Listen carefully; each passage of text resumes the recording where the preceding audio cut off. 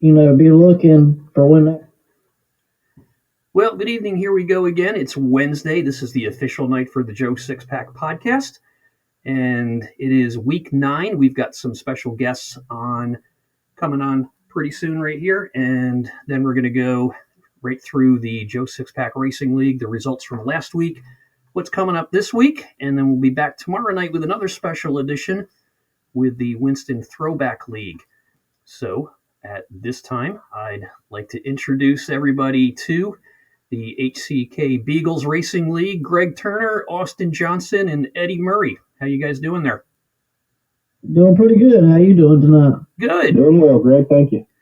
Doing well. Yeah, when Greg came on, I recognized that southern accent there, and we were talking a little bit, and it turns out he's got some family near Augusta, Georgia, and I mentioned that, yeah, I did too. So we've got some family in the Augusta, Georgia, South Carolina area.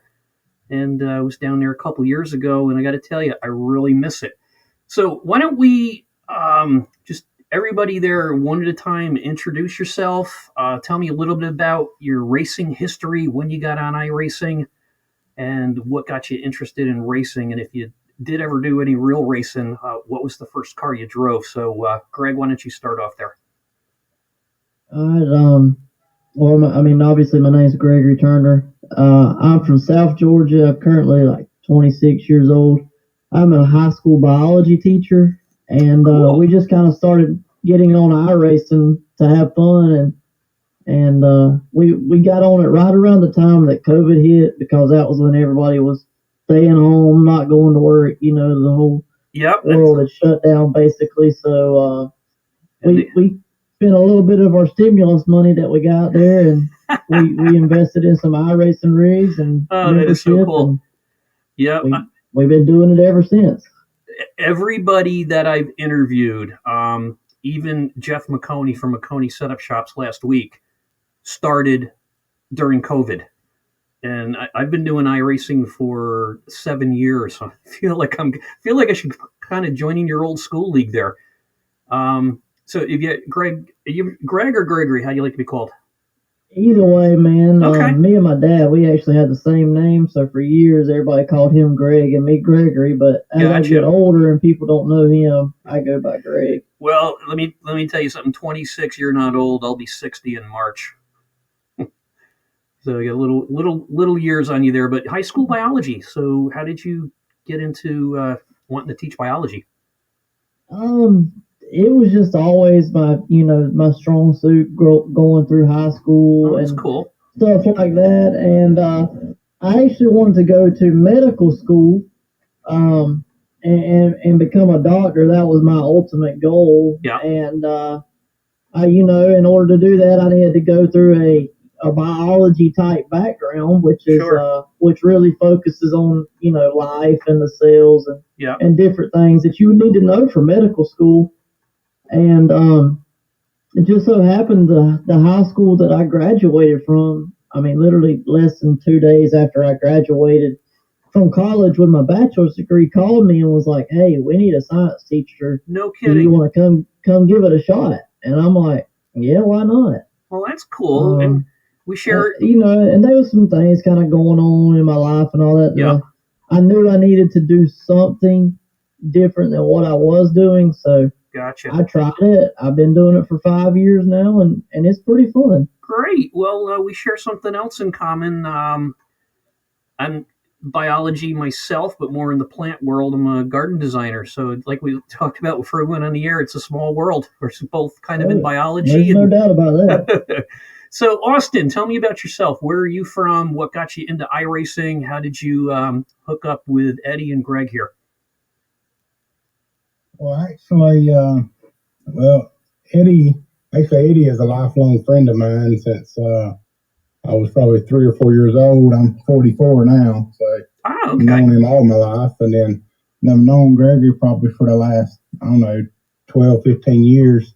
And now Gregory's actually my neighbor. Oh, no kidding.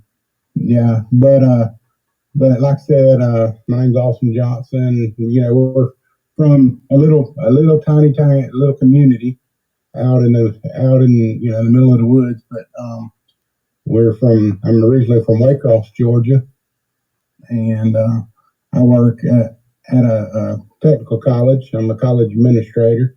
Been there for 22 years. Well, that's a good career. Kind of got into iRacing, kind of like Gregory said. We all kind of got in at the same time, like, May or so of 2020. And, just kind of been going at it ever since then. I have a background in racing. I personally never raced, but my father and my brother raced my whole life. They raced dirt late models. Oh, cool. And so iRacing was very second nature. Mm-hmm. When we first got on it, I really preferred to race on the dirt, but as we raced more and more and more, we gravitated more to running asphalt, and we got in our super speedway league, and that's been really fun. Super. So that's kind of where we spend most of our time now. Gotcha. But I tell you, iRacing did some good job when they came out with those dirt tracks, didn't they? Had the track changes, because my son races a lot on the dirt tracks on iRacing, and he's a dirt track fanatic. He'd never raced in real life, but he likes to go to the dirt tracks. And I said, "What do you think? This is pretty realistic." So I got to give him kudos there. Yeah, they really did a good job with the dry slick simulation. Yes. And, how the groove wears out and how they keep up with wear time, and because driving on a lot of those dirt tracks. I mean, I think about Eldora as one. I mean, it's a very easy track to drive, mm-hmm. but as you get a little bit of laps on it, that track really can get tough, because that thing will really get slick in the bottom, and it forces you to the top. And I mean, most people say, "Oh, the fastest way around is on the bottom," but not when you can't get any traction. No, that's true. And, last season, and so it really. I mean, I think tracks in general, dirt tracks in general, especially if you can get those good long green flag runs, you can start really widening the track out. Yeah, that's true. Get some of those good slide job moves. That makes racing real fun too. Yeah, we run a truck league on Tuesday nights, and we ran the entire season last year on dirt, including the figure 8 and the rallycross track. And I got to tell you, the figure 8 was absolutely insane. It was so much fun. So, Eddie, why don't you jump in and tell me a little bit about yourself and how you came across to know Greg and Austin, and when you got into racing? Sure. My name's Eddie Murray. I'm from basically the same area. Actually, Austin and I grew up side by side in a little community called Jamestown. I've known Austin probably 45 years of my entire life, and I was heavily involved with his father and brother racing. I was basically the shop rat and the go-getter and the tool cleaner. But, the shop rat, I love that term. I always liked racing, and I'm actually an IT guy, which is kind of odd for my type of personality. But I got into computers, and it kind of appealed to me, the background side of iRacing and how they did all that. And I went over to Austin's house one day, and he said, "Hey, man, sit down here and try this." Yeah. I jumped on that thing on a dirt track, and I spent more time turning circles, spinning out, than I did racing. And I said, "I'm not going to let this beat me." And so after that, I bought a rig and got into it, and we've just kind of gone on from there. Yeah. Have you got into doing your own setups and everything yet? Not really. I'm not on that technical side. I'm more on the hardware side. Okay. Tinkered with a few things. Austin's our setup guy. He knows enough about racing and car setups, and I know how to get out there on the track and tell him what, from a layman's point of view, what it's doing, and he can help me from there. Gotcha. My biggest passion in iRacing is painting the cars. That's where I come in. Okay. So you're the guy that does all the paints, huh? Yeah. If you see paints by Special Ed, that's me. Oh, that's you. Okay, so you're sponsoring a couple of the races in the upcoming season, I see on the schedule here. Yes, sir. And if you go out there on Trading Paints, I've got a whole bunch of paints out there. And most of them are public use. I let everybody race them, just try to get my name out there. There's a few of them that are kind of restricted that I've done for clients, and a few of the special ones that I've done for us three as far as the HCK Racing League. Yep. Cool. I use Trading Paints quite a bit. I tried doing some designs on Photoshop. I can't do it. And I'm a semi-professional photographer, and I can't figure out Photoshop. So I generally hang out in Light Studio or Lightroom. It's made by the same people. Yeah, Lightroom's not bad. I've used it. I've used GIMP. I've used Paint 3D. Yep. The easiest one for me is actually an old program called Macromedia Fireworks MX. Okay. I used to do some. I was trained on that, and I can pretty much do what I need to in that, and a couple other pieces of software I use. Yeah, I've got an old program that it's obsolete. I can't use it anymore. I used to do some graphic works with micrographics. I don't know if you've ever heard of them back in the late 90s or early 2000s. Yeah, I've used it before. Yeah. That's cool. So obviously you guys are into the old school stuff. I think when I was talking with Greg there, when did you lose interest in the current NASCAR setups or seasons or whatever you want to call it there, and just want to go back to the Winston series that you started? What brought that about? I mean, the whole idea behind the way that we've done the league currently is we just got we would go out and race with these people and, try to be competitive, and just starting out for these average Joes, it was very, very difficult for us to go out there and run competitively. Yeah. We would finish the back of the pack all the time. Gotcha. Different stuff like that. And we each had our own strengths. Austin was going to kill you on the long runs. And, me and Eddie, we're a little bit better on the short run. But even with those different racing styles, we were still 15th to 20th in almost every race. Yeah. So we just got to talking, and we're like, let's do something for just the average guys who just go out there. Sure. They may be a rookie or they may be an A-class driver. They just want to go race and have fun. Right. And so we come out with the racing league, and we tried doing just like a little free league that we was, paying out of pocket for, but that didn't really gain a lot of traction, so we took a break from it. Gotcha. Well, then we come out with the idea like, hey, we want to bring that idea back again. This was several months later, and let's just come out with all right, we're going to have a $10 entry fee. That way people are invested in what they're doing. Taking some ownership. And take that money and pay it out to the points champion. So for first season, we kept bringing more people in.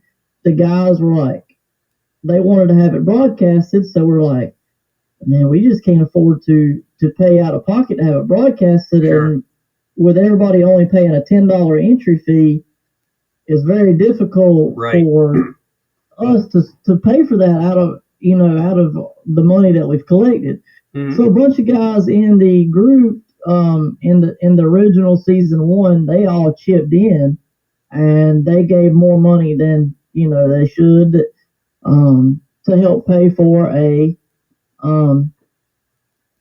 broadcaster. And we got hooked up with one, and they do a pretty good job, and it just kind of really took off because these are just your average run-of-the-mill guys who are getting out there having fun. They're not competing in all these high-end leagues. Gotcha. And I think that has a huge draw for a lot of people on iRacing.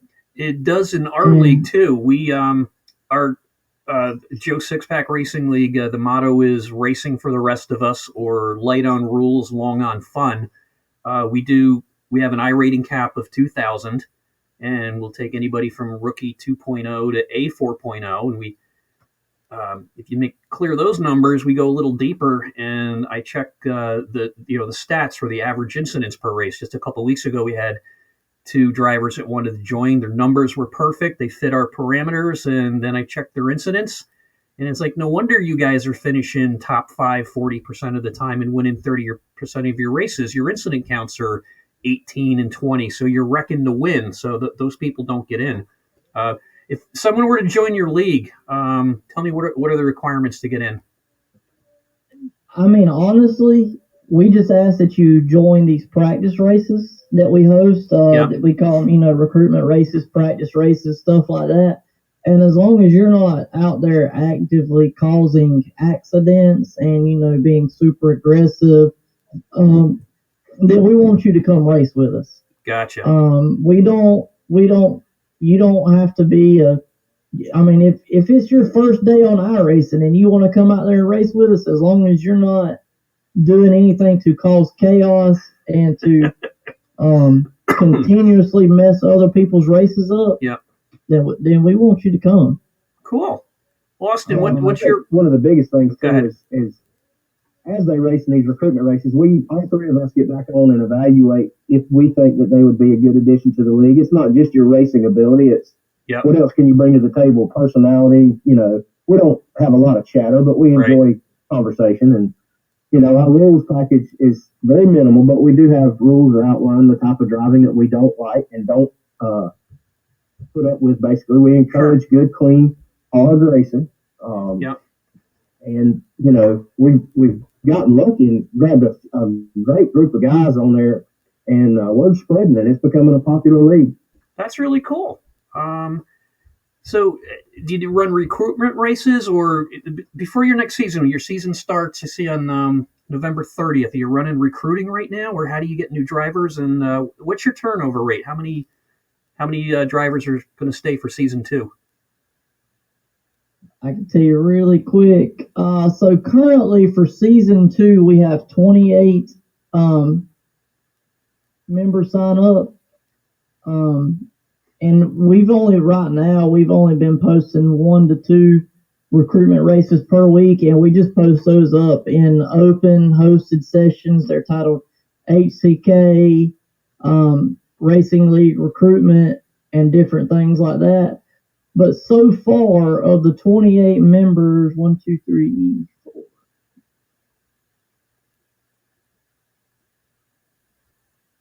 We're looking at about 22 members from season 1. That's a pretty high retention rate, because I know a lot of leagues lose 40 to 50% a year. Yeah, now there's some that we've lost that I hope we can get back, or some that haven't signed back up yet. And then obviously we got the 6 or 7 new guys.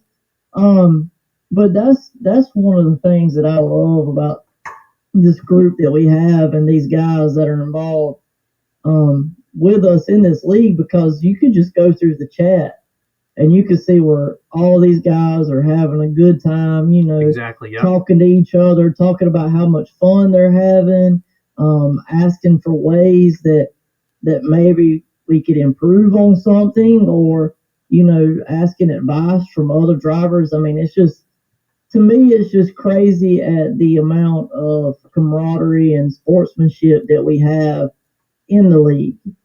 And, for the most part, we had a couple incidences in season 1, but for the most part, we could get on there and be like, hey, number 77. Well, we didn't have a number 77, but instead of, we could just be like, hey, 77, you suck tonight. and they're going to respond by laughing, because we know that it's all in good fun, right? And that nobody is taking it serious. And 77 may not have even drove a bad race at all, but we can just pick at each other and be like, hey, that one time you bump drafted me too hard. Just different things like that. And it's so much fun to be able to interact with each other and not worry about people getting upset or. Yeah. And we do it to ourselves too. I painted a truck with a bullseye on the back because Gregory would hit me off center in a bump draft. So I put him a bullseye dead center of my tailgate on the back so I could line him up. And we made sure everybody knew that. So, Eddie, if somebody wants to get some custom paints done, what's the name of your business again, and how do they get in touch with you? It's called Paints by Special Ed. They can message me through our Facebook page, the HCK Beagles Racing League. Can send me a message on Trading Paints. It's Terrell E. Murray on there. Cool. They can get on our Discord and request one. I'm not the best painter. I'm very lowbrow, if you want to call it that. I'm pretty much up to anything as long as it's within the standards of iRacing. Got it. That makes sense. What do you charge to do a paint? It depends on how involved time-wise they want it. Generally, it's anywhere between 35 and 50 per paint scheme. Okay, that's reasonable. And I do make it exclusive for that user. Gotcha. Unless they have a group that wants to race it. Yep. Yeah, because you see a lot of people out there, they don't want to pay any more than $10 for paints, and there's some painters that only charge $10. It's like it's got to be a labor of love for that price, because there's no way you can pay for your time, because it takes anywhere from a half an hour to an hour to get it done, and then you got to throw it up on iRacing and make sure all the everything is whatever it is coming out right on the paint, because otherwise I don't see how anybody can do it for less than what you're charging there. You got to make a little bit of money on it. Well, yeah, I'm not trying to make a living off of it, but I don't want to be, compensated for my time, because, like I said, it does take some time to come up with this design scheme and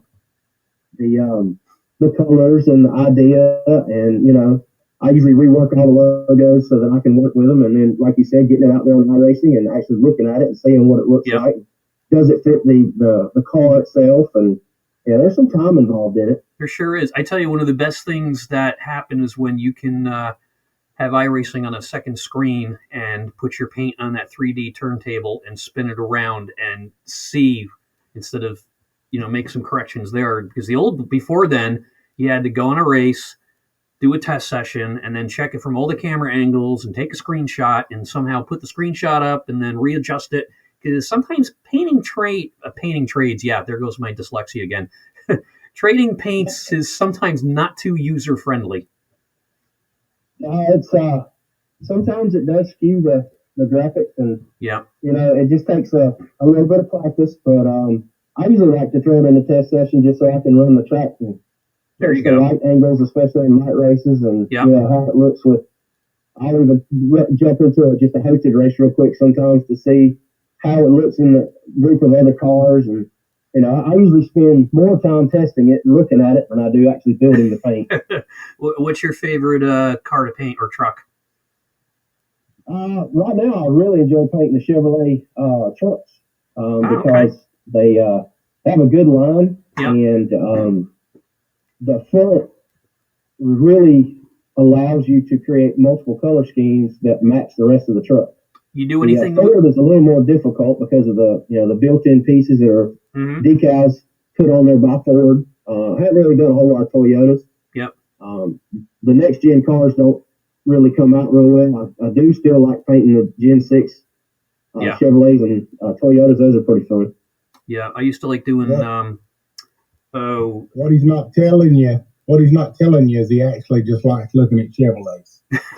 I kind of guessed that. So really, Chevrolets down there? I thought Ford ruled the roost down there. At least they do in Jackson, South Carolina, where my relatives are. You driving a Chevy down there, or they look at you funny because they all drive Fords down there? They also spot their trucks. Yeah, they also spot their trucks up there too. So okay, we'll stick with our Chevrolets down here and keep them level. Okay, that's cool. What was the decision to go? Oh, I've been sticking right in front of me. How did you come up with HCK Beagles for the name of the racing league? So basically, me, Austin, and Eddie, I bet them. Obviously, they had been friends for a long time before I come into the picture, but we met them. Austin got into rabbit hunting with beagles first, and we live right next to Hog Creek, and so Austin got me and Eddie into it. We started all running dogs together, and that's just something that we always get together and do. Oh, that's cool. Us three, we're always running dogs, watching Georgia Bulldogs on the football on TV, Georgia Bulldog football on TV, and going out to eat somewhere, basically. There you go. Or cooking something. So we created a kennel for our beagles. We called it HCK Beagles because we live on Hog Creek. It's Hog Creek Kennels. But, okay. we just added the Beagles at the end, so that's what we go by for everything. Well, it definitely will get attention, and there's another connection. The dog I had before, the one I had now, is a Beagle. Had him. This guy, he hung around for 18 years, which was phenomenal. I couldn't believe it. And we're up here in New York, and in 1990, we had a snowstorm one weekend. In March, we had probably 3.5 feet of snow, and the Beagles, they love being outside, and I finally brought him in because he used to spend most of the time outdoors, and because he just liked to run around out there. So I brought him in for the night. He sat by the fireplace, and Sunday morning he goes out to the kitchen and starts, doing that Beagle bark that they do to go outside. But it was like a 5 or 6 foot snowdrift up against the door, and I couldn't get him to go back to the fireplace. So I finally said, all right, and his name was Bartles. So I said, all right, Bartles, I'll teach you a lesson here. So I opened up the back door, and there's this snow up to my neck right in front of me. I picked him up, stuck his head in the snowbank for a couple seconds there, put him down. He did that thing, where the dogs go where they're flapping their ears around, got the message, and went and spent the rest of the weekend in front of the fireplace with me. So he learned his lesson. But Beagles what a great dogs they are. Oh yeah, and we're real heavy into what they call field trials, which is basically where you compete on based on their ability. Cool. And that's just what we do. That's our thing together. Yeah, that's fun. So it just was fitting to name the racing after it, Yeah. And the decision to go old school with the Winston series, how did that come about, as opposed to doing the Gen 6 or the Gen 7 or the next gen cars? We race in a lot of different vehicles on here, but the trucks are just the easiest to drive. They're the most fun to drive. Anytime the best draft. Yeah, they have especially in the draft. They don't feel like a brick. Yep. As you're moving, they don't get squirrely every time you hit somebody, unless it's me bump drafting Eddie. Gotcha. And then it becomes, but because apparently I bump drafting too hard, so he says.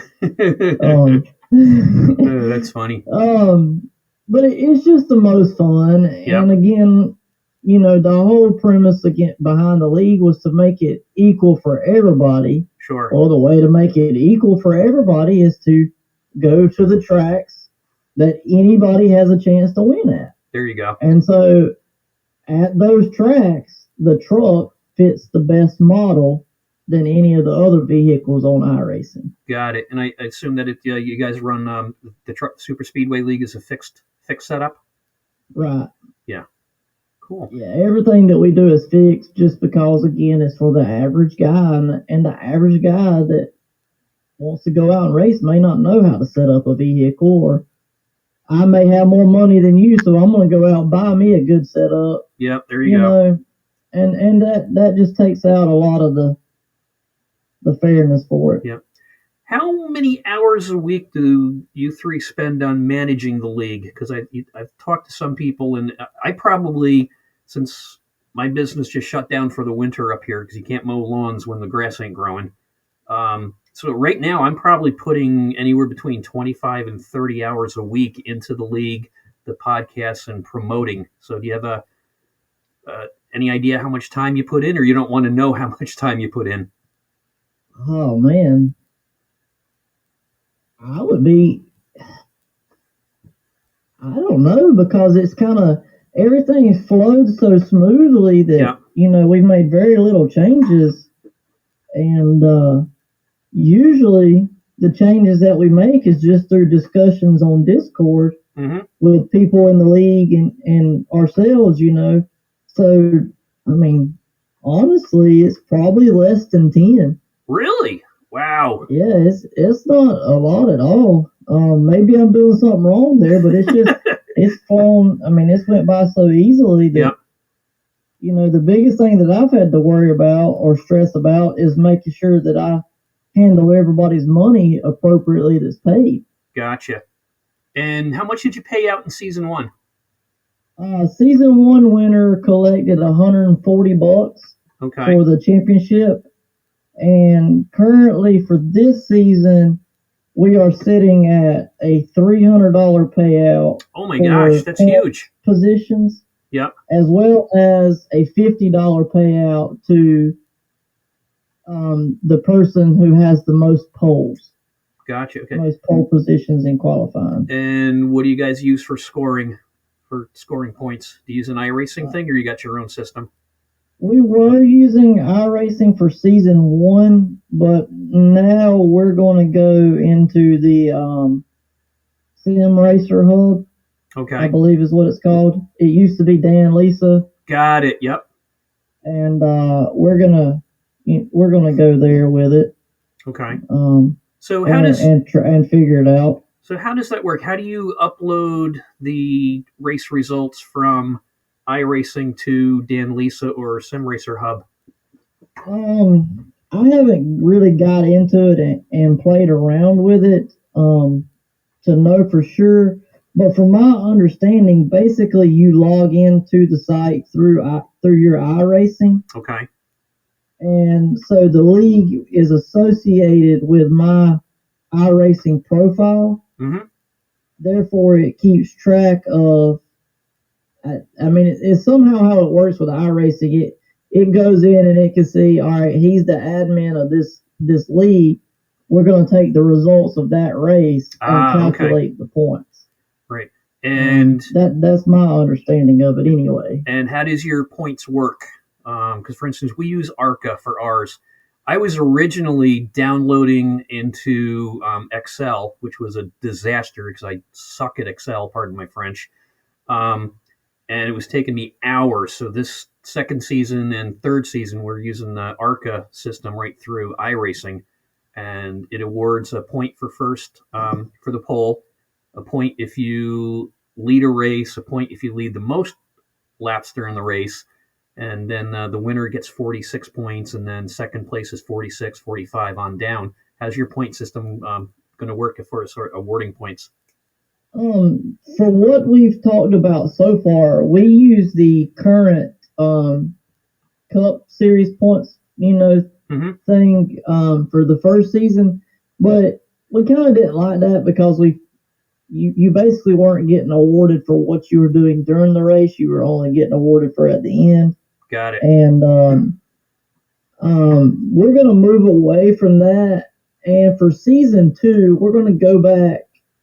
We kind of like this idea. We're going to go back to 04, 05 when they brought the chase in. Okay.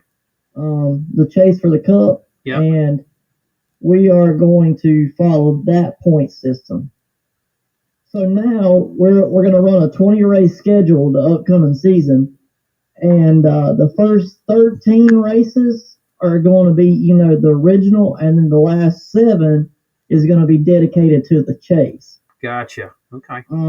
We're not doing an elimination rounds. We're not doing those because what we learned in season 1 is if you were not in contention for the championship, we had a lot of guys who maybe some wouldn't show up this week, some wouldn't show up the next week. Yep, exactly.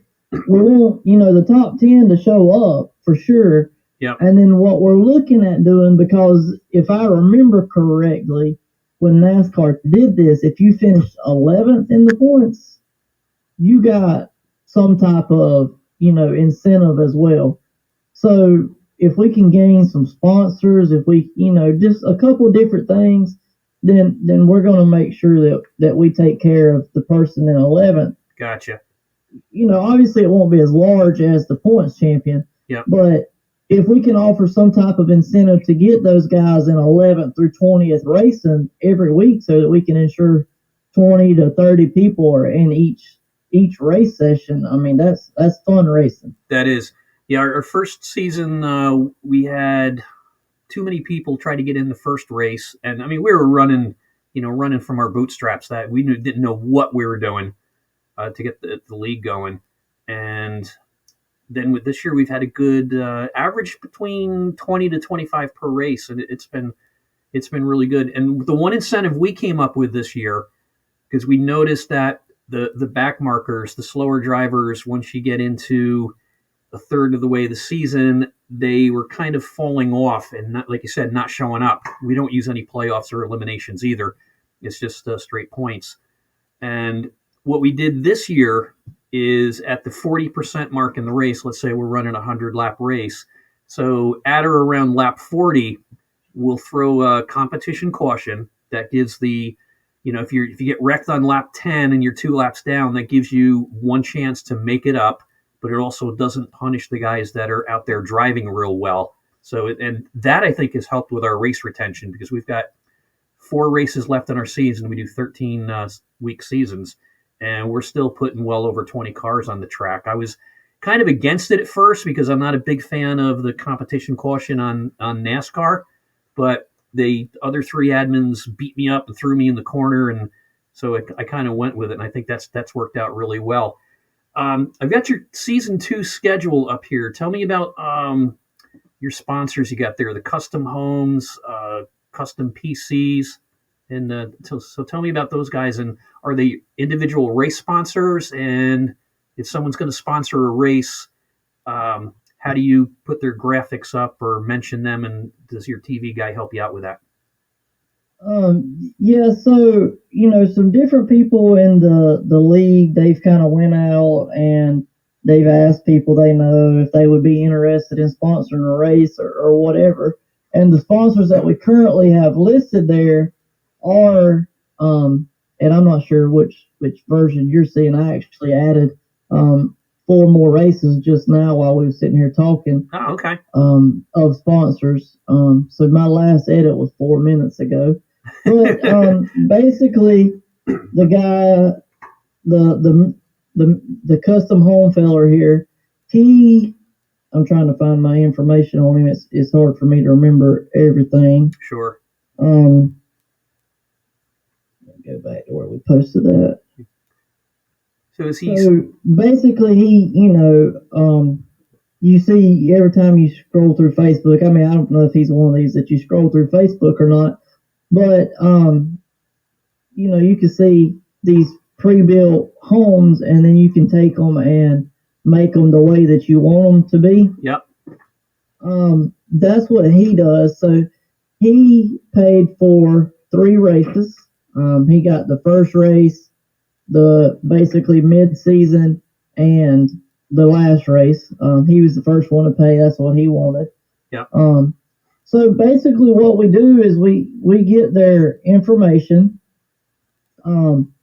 We send it in to the person doing our broadcasting, and as well as their logo, and that image will constantly be shown throughout the race in the top right-hand corner. Okay. Yeah. And then, the announcers, they're going to go through there. They're going to, give the spiel, depending on how long the race is, usually about every 5 to 10 minutes. Mm-hmm. Just so if we have new viewers, and then they know that the race is brought to us by whatever our sponsor is. And then we've also, told people, hey, if you want to it doesn't have to be nothing super fancy, no professional job, but if you want to record a 30-second video, send it to us.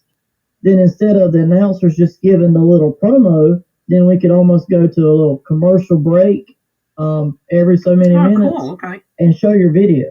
Yeah, and what do you have a minimum fee for a sponsor, or do you just take whatever someone wants to give you? So right now we're asking to sponsor a race. You pay basically the broadcasting fee. It's not quite all of the broadcasting fee, but for each race we're just asking for $20. Well, that's reasonable. I've talked to several guys that's run leagues and did different things, and some charge $25 per race, some charge $30, but I thought that us being new, $20 was a very reasonable price. Yeah, that is reasonable. That's not something that's going to break the bank. It's not, So currently we've got Muhleberger Custom Homes, we have Triple T's Custom PC, and this is actually he's all over iRacing. I've seen him on Facebook, iRacing Leagues, iRacing Community, everything iRacing. He's made several posts. His name is Taylor Mowry, Mowry, and he is basically he can build you an iRacing computer. Cool. If you're like us, we just went out and bought one based off the specs and all that. But if you're into it a lot, you know, all right, I want this video card. If I want this, you know, this processor, stuff like that, he'll go out, get it, build it for you, and then ship it to you pre-built. And I'm not sure exactly what his prices are on for building it. Yeah. But I do know that part of his sponsorship is he offered a discount to the first 3 members from our league to build a PC with him. So everybody gets something out of the deal then. Right. That's cool. So it's going to work out good, and like I said, I'm excited about him coming aboard, and he said that he told us that he would come on for one race, and then, you know, if he would look at the viewership, he would look at the attention that he possibly gained, and if it all goes well, then he's going to come on for a lot more races. There you go. Try to get him to sponsor several races, because that what I learned in my last job, I was a lawn and garden buyer for a retail garden center company up here in New York, and part of the thing with marketing is you got to keep your name out there in front of people. It's with constant repetition, because a lot of times I think the number is to finally convince someone to buy, they have to see your ad or hear your ad a minimum of 3 to 5 times. So like a one ad's not going to do it usually, unless it's a real screaming deal. And you know, we're constantly talking back and forth with all of these people, and you know, that's a good idea to mention, to bring up. And but we're really looking forward to what we have going on. Cool. Getting these people involved, you know, adding more people. Laid Back Racing and JKR Motorsports. Laid Back Racing is a guy that joined the league. He signed up. His name is Kenny Cope. He is a part of Laid Back Racing, and I believe they're in the North Carolina or South Carolina area. I'd have to get his information specifically, but I know that they offer a lot of go-kart parts for people who go-kart race. Oh, I would love to go-kart race.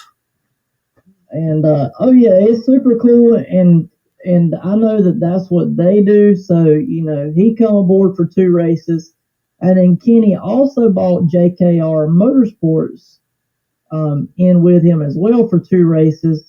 And if my information is correct on that, they focus solely on the engines for the go-karts. So they build and sell the engines, and then the Laid Back Racing sells the other parts like tires, carburetors, you know, different things like that. Yeah. Somebody tell me about the format for your All-Star race you're having on February 22nd at North Wilkesboro. Well, Eddie there, he wanted to sponsor that, and we wanted that it's not included in the points or anything like that. He wanted to come aboard with that and take over that. So, you know, we haven't discussed it a whole lot, but being that that's, you know, Eddie's sponsored race, we're going to let him decide the format. So there you go. He may have an idea that he wants to share with you, or he may not, but go ahead. I'm kind of leaning towards the NASCAR All-Star race as far as a heat, 2 heats, 3 heats, however many cars we have. There you go. And it's going to be based on, you know, point standings leading into it. But it's going to be mostly a fun race. Just get out there and, you know, we'll set it up with enough fast repairs that it'll be a little different from the racing that we normally do. And Yep. It's not going to hurt you if you wreck out. It's not going to hurt you or harm you or whatever you want to call it if you win it. But there may be a prize package for the winner. I haven't really delved a whole lot into that, but I got a couple of ideas. We'll do like some of the old dirt track races do, where you stop the race halfway and invert the top four and half the field. And, if you really want to win the All-Star race, you got to earn it. Drive back up through there. There you go. Oh, excuse me. That's kind of what we're doing with our All-Star race. Basically, the guy that does our graphics designers, he's one of our admins, and we basically set it up very similar to the NASCAR thing. Anybody that's won a race in the first 3 seasons is automatically in. And then we took the top 6, or then there was X number of open spots. We took like the top 10, and then there was a fan favorite, so you could get your family to vote for you. And then there was a driver's favorite, where drivers would pick somebody who maybe never won a race or didn't make the first heat. And we're planning on that. We're going to have it on Halloween Day, but that kind of got messed up there. And I went to Martinsville for the weekend, and other people were going to races. So it's kind of on hold, but it's a very similar way that we're doing it there. Well, does anybody else have anything they want to throw out there? How many? Oh, on your broadcaster, somebody want to give him a plug, or who your broadcaster is, and mention how you got in touch with your broadcaster there? Yeah. So basically, what I did is I just went out there on iRacing on Facebook. I do believe it was Everything iRacing, and I was like, "Hey, we started a league. We're new.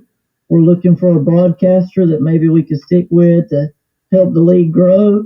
And the guy again that actually owns the Triple T Custom PC there, that's our sponsor, he reached out, Taylor Mowry, and said that he was a part of these guys. It's called Midwest Days of Thunder, I believe. Oh, yeah. I've seen them out there. Yep. Yeah, MDOT is exactly what they call it. Okay. And so they've come aboard with us. They do a phenomenal job. They offered a package. We could have one broadcaster for X amount of dollars, or 3 broadcasters for just a few dollars more. Yep. As a league, we decided to go with the 3 broadcasters. Oh, wow. They're just a really good group of guys. Me and Eddie, and sometimes Austin, will get on there after the race, after everything's done. We'll just sit there and have a conversation with them and laugh and cool. cut up, and I think they really enjoy that. They do a good job. Yes, they do. With the broadcasting.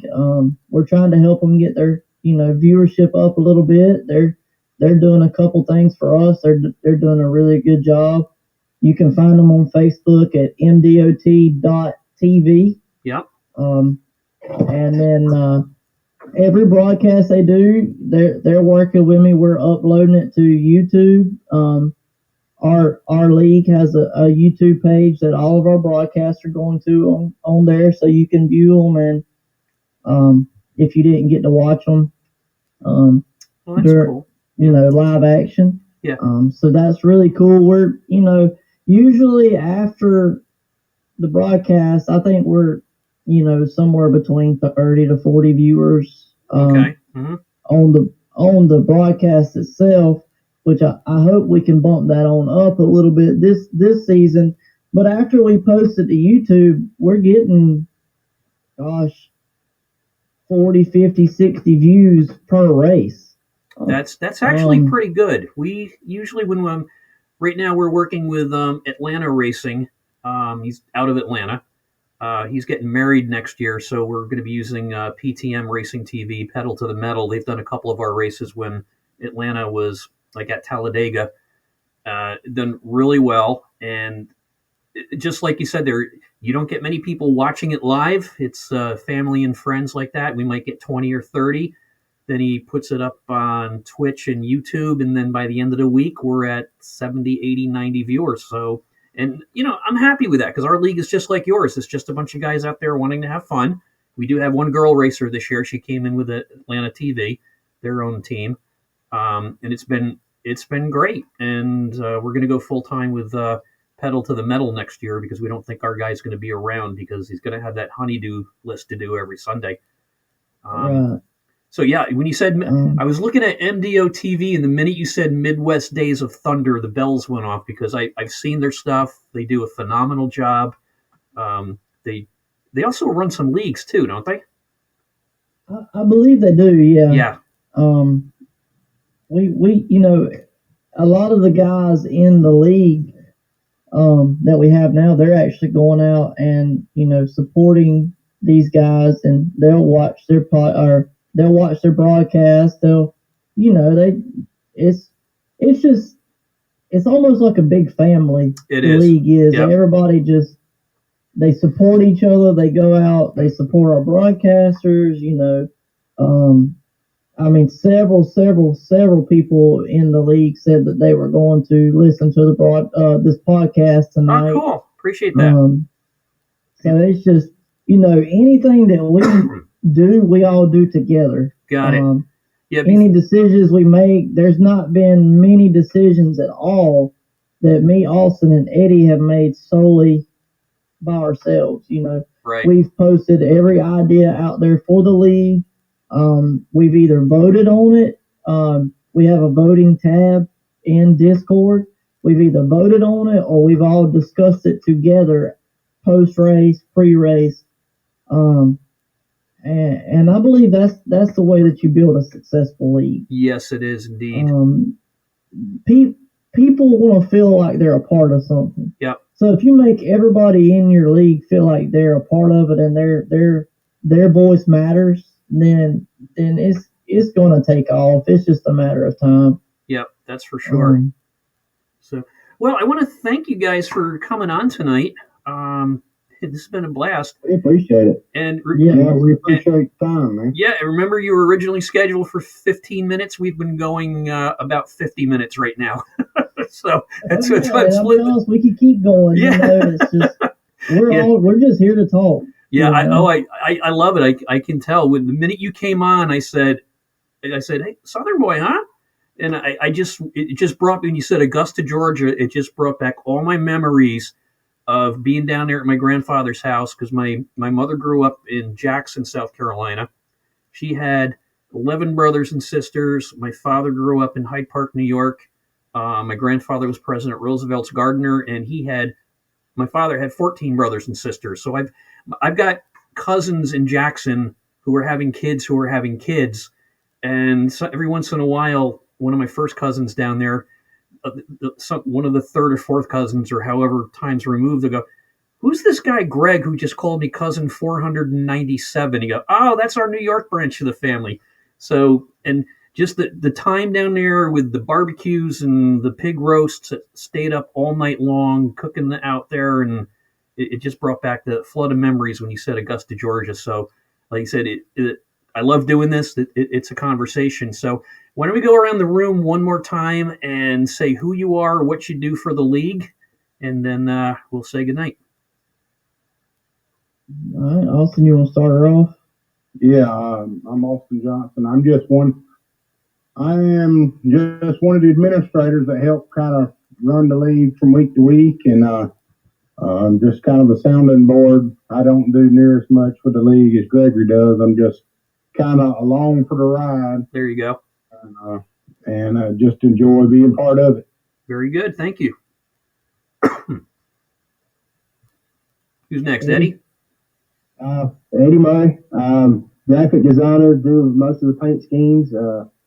Help Gregory with a little bit of the technical side of things as far as getting spreadsheets and whatnot done. But like he says, also says, Gregory does about 95% of the work, and we're thankful for that. And he's really taken on a lot of the roles that we had to figure out. And Austin's more of the competition director. He handles a lot of the ideas as far as rules based on what NASCAR runs, and I'm mostly there for comedic relief. Are you the one that's sitting in a chair in your driveway right now? That's me. Yeah, because I was, when I got back downstairs with my drink, I still had you guys on, and I'm sitting on a chair in my driveway. Well, it's a little too chilly up here for that right now, but The minute you said comic relief, I said, you got to be the one sitting there in the driveway. That's me. I'm the dunce of the league, I guess you'd say. I keep everybody keep the brevity in the there thing, you go. So. And I heard somebody also mentioning how I get this up on Google Podcast and stuff. What I do is I usually record the audio live, but I didn't get to that tonight. So what I'm going to do tomorrow is just rerun this on Twitch, record the audio onto the voice recorder on my laptop, and then I upload that right to a podcast company called Anchor FM, and it's free, and they take care of all the distribution for it. So, because on Twitch, when you put a video up there, if you don't archive it or do something with it, they disappear in 2 weeks. So what I'm going to do tomorrow is upload this to Anchor FM, and then drop in a little musical intro or a musical outro. I'm trying to get the audio from the Bowman and Denny Hamlin incident to come up a little better, because that happened right in front of us at Martinsville last weekend, and it was, what a blast that was seeing that happen. So I'm going to try to use that as my intro and outro. And then right now I think we're on 7 different platforms: Anchor, Spotify, Google, Apple, and a couple other ones, Radiocast or Shoutcast. So that way it'll be out there for everybody permanently, and then maybe get a few ad revenue from it once we get 50 listeners. But again, guys, hey, I want to say thanks. It brought back my childhood talking about Georgia. Got down there for Atlanta for some business and stuff like that, but I definitely remember Broad Street in Augusta and having some great times down there. So you guys have yourselves a great night. I'm going to go talk about Joe Six-Pack Racing from last week and what's going on this week. And if you like what you hear, listen in again. And again, thanks for coming out tonight. Yeah, man, I appreciate it. We'll be glad to join you anytime you invite us. Okay, we'll do. Maybe I'll give you a shout in the middle of February and see how your season's going there and have you guys come back on. All right, sounds good, man. I appreciate it. Thank you again. Sure thing. Thanks, Greg. You're welcome. Have a good night, guys. Wow, what a great interview that was, talking about bringing back some childhood memories. The minute I heard Gregory on there and he said Augusta, Georgia, and that brings back many summers down there. So I want to give a shout out right now to Gregory Turner, Austin Johnson, and Eddie Murray from the HCK Beagles Racing League. They're starting season 2 coming up the end of this month on the 30th. And if you want to get in that league, you can look them up on Facebook. They got a Discord out there. And they've also, Eddie does some paints. You can look him up on Trading Paints. So again, thanks to the guys from HCK Beagles. Good luck in your upcoming season. Hope everything's successful, and we'll definitely get you guys back on again. So now we're going to go into what's been going on at the Joe Six-Pack Racing League this week. We are in week 9 this week of 13. We got a big points battle going on in our truck league as well. We raced at Kentucky last weekend, a 75-lap race at night. We had 5 caution laps, 19 laps under caution, 8 lead changes. That's the important thing there. Strength of field was 1164, which is about right for us. And the race ran 45. Average lap was 45.45 seconds. And, of course, that includes the caution laps. Okay. Our winner was Dave Lamaga, and Robert Tuiscu came in second, and I believe that was less than half a second, a couple tenths there. And Mike Killingbeck finished third. Josh Bromfield, who joined us in season 2, is in 4th place at that race. Jonathan Humphrey, who's up there in the points battle this year, finished 5th. Christopher Fathke, a new driver with Atlanta Racing Team, finished in 6th place. Keith Fonseca, another new driver this year, finished 7th. Joshua Benton, who's been with us from season 1, finished 8th. John Lomaga, part-time driver, finished 9th. And Anthony Garland, one of our admins, finished in 10th place, and he's right up there in the fight for things now. Last night we had the guys on from Lone Star Racing. They're doing their 2nd annual Toys for Tots charity race on November 28th. They had 4 spots left open. He announced today that the field is full. However, you can, for $10, make a donation and take a chance on winning a really cool rig setup to put your monitors and your wheels and your pedals on. And again, that's Lone Star Racing. You can look Justin Johnson up on Facebook, give him a message, and get in that donation for that. And also, if you check out their Discord page, they're having a contest for the best Christmas-themed car for the race. And again, that race will be on November 28th. The field is full. Good for them. And don't forget, $10 donation. All proceeds go to Toys for Tots. Coming up this week on our Next Gen race on Sunday, we will be at Kansas, I believe. Is that where we're going? Yep, I'm going to Kansas. Getting ahead of myself here. So this is our top drivers in points right now for Week 8. Dave Lamaga is in first place with 326 points. He's got 2 wins this season. Not far behind him is Jonathan Humphrey. He joined us in Season 2 part-time. He's right in the thick of things there with 317 points. Anthony Garland is in third with 310 points. Josh Bromfield, not out of the woods yet, still in the heat of the battle. He's in fourth place with 290. New driver Keith Fonseca with 275 is in fifth place. Robert Tuisco, a veteran driver that joined us in Season 1, is still in the hunt at 273. Albert Reed from across the pond in Ireland is in seventh at 272 points. New driver Johnny Barker, eighth place with 255 points. And somehow, after my disastrous race at Kentucky where I was taken out on lap 3 and never recovered, I'm in ninth place with 252 points. And again, don't forget the Lone Star Toys for Tots charity race, their second annual. The field is full. They're still taking donations, and you can take a chance for $10 on winning a rig setup. And one more shout out to the guys from HCK Beagles Racing League. Sounds like another league like ours, just out there to have fun, good time, be competitive, and rib on each other a little bit and have a good time.